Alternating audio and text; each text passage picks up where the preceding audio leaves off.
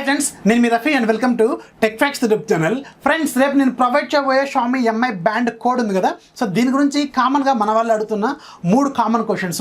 దీనికి shipping charges ఉన్నాయా లేదా?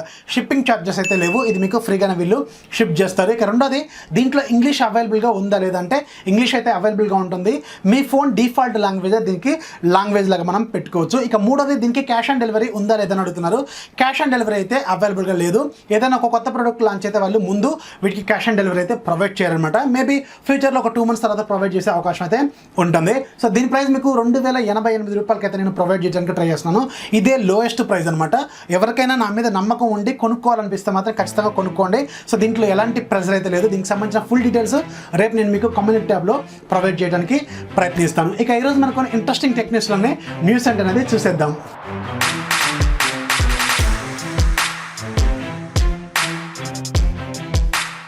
ఫస్ట్ మనకి సామ్సంగ్ నుంచి.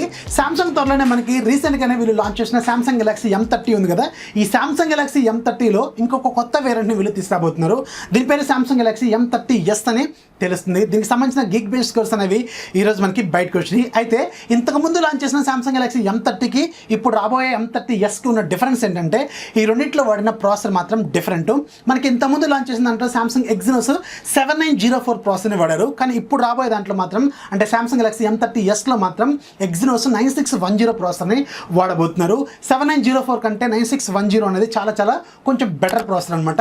ఇది మేబీ మనకి అదే బడ్జెట్లోనో లేకపోతే ఇంకొక 2000 రూపాయలు ఎక్కువ బడ్జెట్లోనే లాంచ్ చేసే అవకాశం అయితే ఉంటుంది. కాకపోతే దీంట్లో వాడిన సామ్సంగ్ ఎగ్జినోస్ 9610 ప్రాసెసర్ ఏదైతే ఉందో దీని బేస్ క్లాక్ స్పీడ్ మనకి 2.3 GHz స్పీడ్ అయితే ఉంటుంది. కానీ దీన్ని మాత్రం వీళ్ళు అండర్ క్లాక్ చేశారు. ఓన్లీ మనకి 1.7 GHz స్పీడ్ మాత్రమే అవైలబుల్గా ఉంటుందన్నమాట.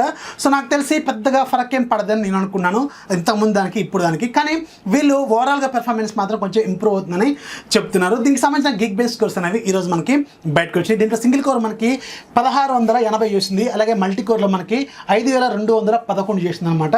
సో దీంట్లో మనకి 4GB ర్యామ్ ఉంటుంది. అలాగే 128GB ఇంటర్నల్ మెమరీ ఉండబోతుందని తెలుస్తుంది. వెస్టర్న్ డిజిటల్ ఈరోజు మన ఇండియాలో 4 కొత్త SSDని లాంచ్ చేసింది. సాలిడ్ స్టేట్ డ్రైవ్స్ అనమాట. ఇవి మనకి WD బ్లాక్ వేరియంట్స్లో తీసుకొచ్చారనమాట. 250GB అలాగే 500GB 1TB అలాగే 2TB లాగా 4 వేరియంట్స్ అయితే వీళ్ళు తీసుకొచ్చారు. ఇవి మనకి చాలా తక్కువ ప్రైస్లోనే లాంచ్ చేయబోతున్నట్టు చెప్తున్నారు. అయితే దీంట్లో మనకి ఒక 250GBని పక్కకు పెడితే మిగతా మూడిట్లో కూడా మనకి 2 వేరియంట్స్ ఉంటాయి. అంటే ఒక దాంట్లో మనకి హీట్ సింక్ అవైలబుల్గా ఉంటుంది, ఇంకో రెండో దాంట్లో మనకి హీట్ సింక్ అయితే అవైలబుల్గా ఉండదు.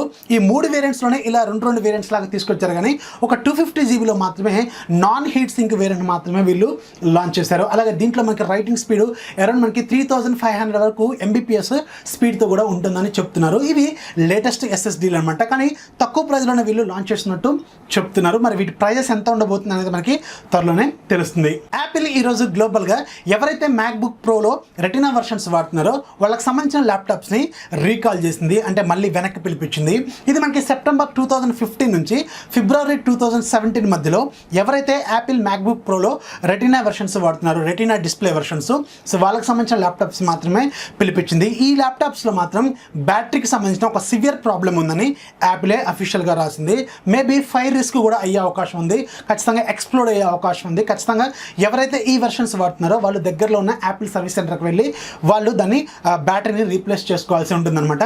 దీనికి సంబంధించిన అఫీషియల్ పేజ్ని కూడా వీళ్ళు ఈరోజు యాపిల్ అఫీషియల్ వెబ్సైట్లో తీసుకొచ్చారు. లింక్ కింద డిస్క్రిప్షన్లో ఇస్తాను. ఎవరైతే యాపిల్ మ్యాక్బుక్ ప్రోలో 2015 సెప్టెంబర్ నుంచి 2017 ఫిబ్రవరి మధ్యలో ఎవరైతే కొన్నారో వాళ్ళకి సంబంధించిన ల్యాప్టాప్స్ మీరు ఒకసారి లోకల్ యాపిల్ సర్వీస్ సెంటర్కి అయితే బెటర్, వాళ్ళు బ్యాటరీని అయితే రీప్లేస్ చేస్తామని చెప్తున్నారు.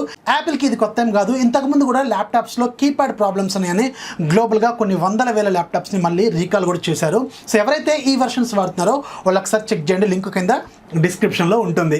షామీ రీసెంట్గానే చైనాలో మీటూ అనే ఒక చిన్న స్మార్ట్ ఫోన్ కంపెనీని అక్వైర్ చేసుకున్నారు. ఈ కంపెనీని కొన్న తర్వాత వీళ్ళు వాళ్ళతో కలిసి ఒక సబ్ బ్రాండ్ లాగా ఒక కొత్త సిరీస్ని కూడా వీళ్ళు తీసుకురాబోతున్నారు. షామీ మీటూ అనే సబ్ బ్రాండ్ లాగా అనమాట. దీంట్లో ఫస్ట్ రాబోతున్న ఫోన్ షామీ మీటూ CC9 అని ఆల్రెడీ మనకి ఇంతకుముందు కూడా న్యూస్లో కూడా వచ్చింది. దీనికి సంబంధించిన ఫోటో కూడా మనకి బయటకు వచ్చింది కదా. అయితే ఈ CC9 అనే పేరు ఎలా వచ్చింది అనే దాని మీద ఈరోజు షామీ యొక్క క్లారిటీ అయితే ఇచ్చింది. ఈ CC9లో CC అంటే కలర్ఫుల్ అండ్ క్రియేటివ్ అని చెప్తున్నారు. ఇది కేవలం ఉమెన్స్ని టార్గెట్ చేస్తూ తీసుకురాబోయే ఒక స్మార్ట్ ఫోన్ సిరీస్ అని వీళ్ళే అఫీషియల్గా చెప్తున్నారు. దీంట్లో మనకి బ్యాక్ సైడ్ మొత్తం 3 కెమెరాలు ఉంటాయి. ఏదైతే రీసెంట్గా మనకి అసూస్ 6Z లాంచ్ అయింది కదా, ఎగ్జాక్ట్గా అలాంటి ఫ్లిప్తోనే మనకి ఈ కెమెరాస్ అనేవి ఉంటాయి అనమాట. దీంట్లో మనకి 3 కెమెరాలు ఉంటాయి. దాంట్లో ఫస్ట్ మనకి 48 మెగాపిక్సెల్ అయితే ఉండబోతుందని తెలుస్తుంది. అయితే ఆ CC9లో CC అయిపోయింది కదా, ఇప్పుడు ఆ 9 అనే నెంబర్ ఎందుకు యాడ్ చేశారంటే షామీ కంపెనీ ఇప్పటివరకు ఫామ్ అయిపోయి 9 ఇయర్స్ కంప్లీట్ అయినందుకు గాను వీళ్ళు ఆ 9 అనే నెంబర్ని ఆ CCకి యాడ్ చేసినట్టు చెప్తున్నారు. అందుకే ఓవరాల్గా ఇది CC9 అని ఫామ్ అయిపోయింది. అలాగే ఈ డిజైన్ చేసింది అంటే ఆ కంపెనీ లోగోని డిజైన్ చేసింది, అలాగే ఆ ఫోన్ని డిజైన్ చేసింది, అలాగే బ్రాండ్ ఆ మోడల్ నెంబర్ని డిజైన్ చేసింది చిక్ అండ్ కూల్ అనే ఒక టీమ్ అనమాట. వీళ్ళ own designers team chic and cool 90 team అనే వాళ్ళు డిజైన్ చేసినట్టు చెప్తున్నారు. సో అందుకే ఓవరాల్గా ఈ CC9 అనే పేరు ఫామ్ అయిందని తెలుస్తుంది. ఇది మనకి ఓన్లీ ఉమెన్స్ని టార్గెట్ చేస్తూ సెల్ఫీని టార్గెట్ చేసే ఒక స్మార్ట్ ఫోన్ సిరీస్ అని వీళ్ళు చెప్తున్నారు. అమెరికన్ గవర్నమెంట్ హువావే కంపెనీని బ్యాన్ చేసిన తర్వాత గూగుల్ కూడా హువావే కంపెనీని బ్యాన్ చేసింది. ఆగస్టు 19 తర్వాత హువావే కానీ హానర్ కానీ ఎలాంటి మొబైల్ని లాంచ్ చేసినా కానీ దాంట్లో మనకి గూగుల్ ప్లే సర్వీసెస్ అనేవి ఉండవు, అలాగే ఆండ్రాయిడ్ అప్గ్రేడ్స్ కూడా రావు. కానీ ఆగస్టు 19 కంటే ముందు లాంచ్ చేసిన వాటికి మాత్రం ఆండ్రాయిడ్ అప్గ్రేడ్స్ అయితే రావు, కానీ గూగుల్ ప్లే సర్వీసెస్ మాత్రం వర్క్ చేస్తాయి అనమాట. సో ఈరోజు హువావే కంపెనీ మనకు కొన్ని మొబైల్స్కి సంబంధించిన ఆండ్రాయిడ్ క్యూకి సంబంధించిన రోడ్ మ్యాప్ని రిలీజ్ చేసినాయి. ఇవన్నీ కూడా మనకి రీసెంట్గా లాంచ్ అయిన కొన్ని ప్రీమియం క్వాలిటీ మొబైల్స్కి మాత్రమే వీళ్ళు ఆండ్రాయిడ్ క్యూ అనేది ఇవ్వబోతున్నట్టు అఫీషియల్గా అనౌన్స్ చేశారు విత్ గూగుల్ ప్లే సర్వీసెస్ అనమాట. ఇక మిగతా ఫోన్స్కి అన్నిటికి కూడా వీళ్ళు మేబీ హాంగ్మ్యాంగ్ వేవ్స్తో రీప్లేస్ చేసే అవకాశం అయితే ఉంటుంది. సో ఇప్పుడు నేను చెప్పబోయే ఈ 17 మొబైల్స్కి మాత్రమే Android Q with Google Play services అనేవి రాబోతున్నాయి అనమాట. సో దాంట్లో ఎక్కువగా మనకి హువావే మొబైల్స్ ఉన్నాయి, ఒక 3 మాత్రమే హానర్ మొబైల్స్ అయితే ఉన్నాయన్నమాట. మిడ్ రేంజ్ మొబైల్స్ బేసిక్ మొబైల్స్కి మాత్రం ఎలాంటి లిస్ట్ అయితే వీళ్ళు ప్రొవైడ్ చేయలేదు. సో ఈ లిస్ట్లో మనకి టాప్లో ఉంది హువావే P30 Pro, అలాగే P30 Lite, అలాగే Mate 20 Proలు, అలాగే మనకి హువావే స్మార్ట్ 2019, అలాగే స్మార్ట్ ప్లస్ 2019, అలాగే హానర్ మొబైల్స్లో మనకి రీసెంట్గా లాంచ్ చేసిన హానర్ 20 Pro, అలాగే హానర్ 20 Lite. వీటికి మాత్రమే ఆండ్రాయిడ్ క్యూ అనేది అఫీషియల్గా విత్ గూగుల్ ప్లే సర్వీసెస్ అనేది రాబోతుంది, కానీ మిగతా వాటికి మాత్రం రాదని అర్థము. అయితే మేబీ దీన్ని వీళ్ళు హాంగ్మ్యాంగ్ వేవ్స్తో రీప్లేస్ చేసే అవకాశం అయితే ఉంటుంది. OnePlus ఈరోజు OnePlus 7 అలాగే OnePlus 7 Proకి సంబంధించిన ఆండ్రాయిడ్ క్యూకి సంబంధించిన బీటా 2ని రిలీజ్ చేసింది. ఇది సెకండ్ రిలీజ్ అనమాట. సో దీంట్లో వీళ్ళు మ్యాక్సిమం ఏవైతే ఇంతకుముందు వెర్షన్లో ఉన్న ప్రాబ్లమ్స్ ఉన్నాయో ఇవన్నీ కూడా మ్యాక్సిమం సాల్వ్ చేశారు. చిన్న ప్రాబ్లమ్స్ మాత్రమే వీళ్ళు రాశారు. దాంట్లో మేజర్గా మనకి రీడింగ్ మోడ్ అనేది ప్రాపర్గా వర్క్ చేయట్లేదు, అలాగే ఎనానమస్ వైఫై కనెక్ట్ చేసినప్పుడు మనకి నోటిఫికేషన్ అనేది రావట్లేదని చెప్తున్నారు. ఇవే 2 మేజర్ ప్రాబ్లమ్స్ అయితే రాశారు, కానీ మిగతా అంతా కూడా ఇది స్టేబుల్గానే ఉందని చెప్తున్నారు. అఫ్కోర్స్ ఇది స్టిల్ ఇన్ బీటా కాబట్టి ఖచ్చితంగా మనకి స్టేబుల్గా అయితే ప్రాపర్గా ఉండకపోవచ్చు అని నేను అనుకుంటున్నాను. సో ఎవరైతే OnePlus 7 అలాగే OnePlus 7 Proలు వాడుతున్నారో ఒకవేళ వీళ్ళు ట్రై చేయాలనుకుంటే ఇప్పుడు మ్యాక్సిమం అన్ని ప్రాబ్లమ్స్ సాల్వ్ అయినాయి కాబట్టి ఒకసారి ట్రై చేయండి. లింక్ అనేది కింద డిస్క్రిప్షన్లో ఇస్తాను. గూగుల్ ఈరోజు ఆండ్రాయిడ్ యూజర్స్కి జీమెయిల్లో డార్క్ మోడ్ ఫీచర్ని యాడ్ చేసింది. ఇది ఆల్మోస్ట్ ఒక 1 month బ్యాక్ అనౌన్స్ చేశారు. ఫైనల్గా ఇప్పుడు మాత్రం వీళ్ళు అప్డేట్ అనేది తీసుకొచ్చినట్టు చెప్తున్నారు. ఒకసారి మీ గూగుల్ ప్లే స్టోర్లోకి వెళ్ళి మీ జీమెయిల్ యాప్ని అప్డేట్ చేయండి. ఒకవేళ మీకు ఈ డార్క్ మోడ్ ఫీచర్ అనేది కనిపిస్తే కింద కామెంట్స్లో కన్ఫర్మేషన్ అనేది ఇవ్వండి. హువావే ఫైనల్గా ఈరోజు వాళ్ళ ఓన్ ప్రాసెసర్ హై సిలికాన్ కిరిన్లో కిరిన్ 810 ప్రాసెసర్ని అనౌన్స్ చేస్తుంది. ఇదే మనకి అతి తక్కువ ప్రైస్లో రాబోయే 7 nanometer మీద బిల్డ్ అయిన ప్రాసెసర్ అనమాట. జనరల్గా 7 nanometer మీద బిల్డ్ అయిన ప్రాసెస్ అంటే ఇప్పుడు ప్రజెంట్గా మనకి ఫ్లాగ్షిప్ ప్రాసెస్ అనమాట. క్వాల్కమ్ స్నాప్డ్రాగన్ 855 అలాగే మనకి కిరిన్ 980 ఇలాంటివి మనకి 7 nanometer మీద బిల్డ్ అయిన ప్రాసెసర్లు. కాకపోతే ఇది మనకి మిడ్ రేంజ్లోనే 7 nanometer మీద బిల్డ్ అయిన ప్రాసెసర్ అనమాట. క్వాల్కమ్ కూడా రీసెంట్గా మనకి క్వాల్కమ్ స్నాప్డ్రాగన్ 730 ప్రాసెసర్ని అనౌన్స్ చేసింది. అది మనకి 8 nanometer మీద బిల్డ్ అయిన ప్రాసెసర్ అనమాట.